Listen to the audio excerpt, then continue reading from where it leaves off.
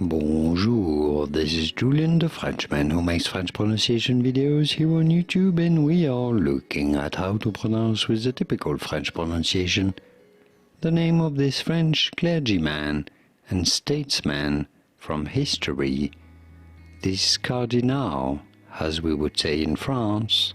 How do you go about pronouncing it? In French it is said as Richelieu. Richelieu.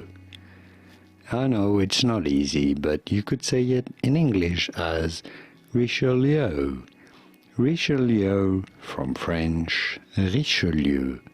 Cardinal, Richelieu. Did you get it? Was this any helpful? Let me know in the comments.